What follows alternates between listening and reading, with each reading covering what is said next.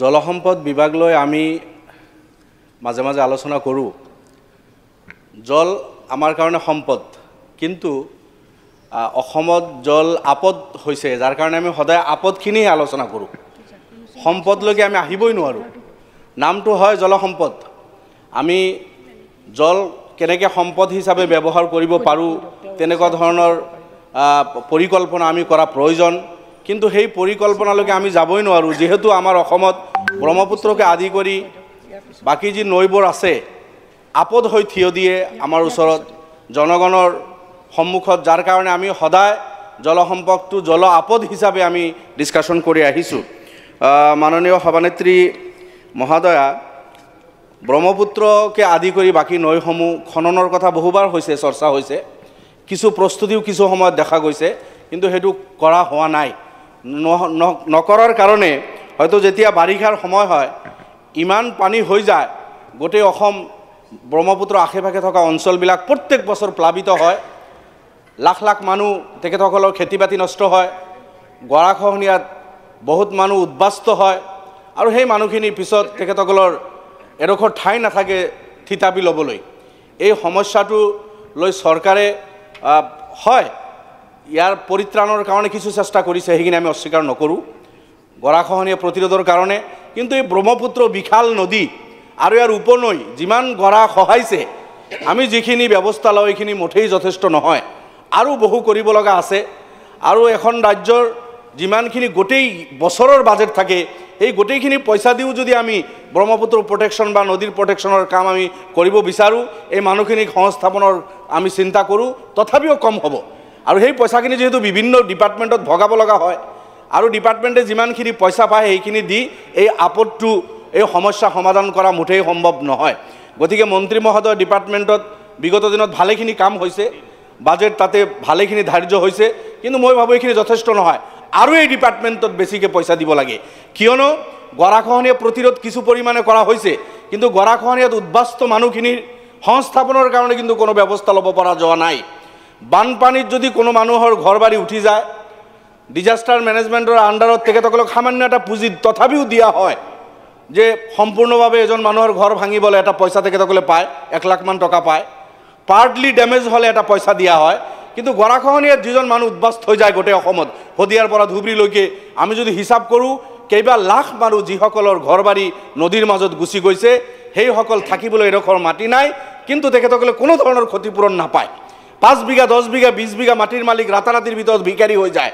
পকী ঘৰ আছে গোটেইখিনি নদীৰ মাজত যেতিয়া যায় সেইসকল মাথাউৰিত থাকিব লগা হয়, সেইসকল অনাই বনাই ইফালে ইফালে ঘূৰিব লগা হয়।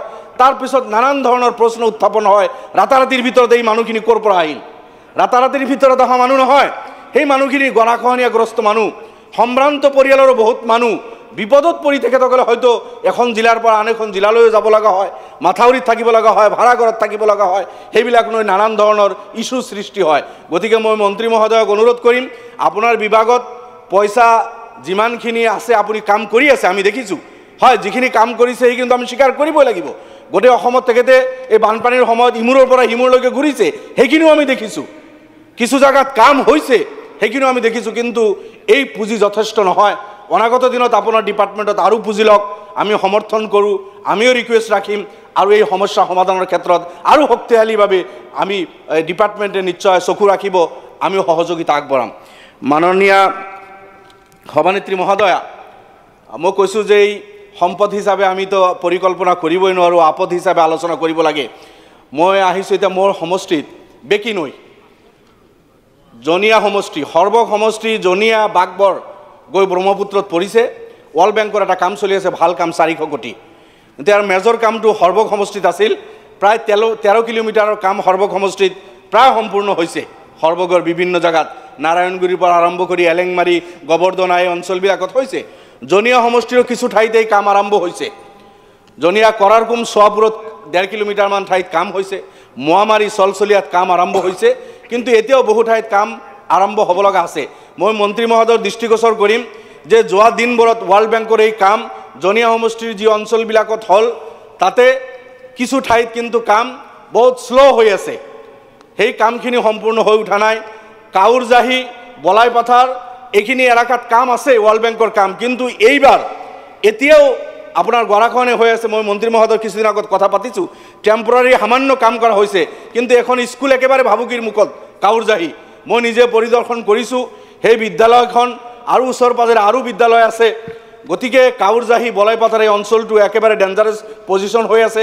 বৰ্তমানে ডাউকমাৰী, বানিয়াৰাপাৰা, কাছুগাটি এই অঞ্চলবিলাকত সাংঘাতিকভাৱে ইৰ'শ্যন হৈ আছে।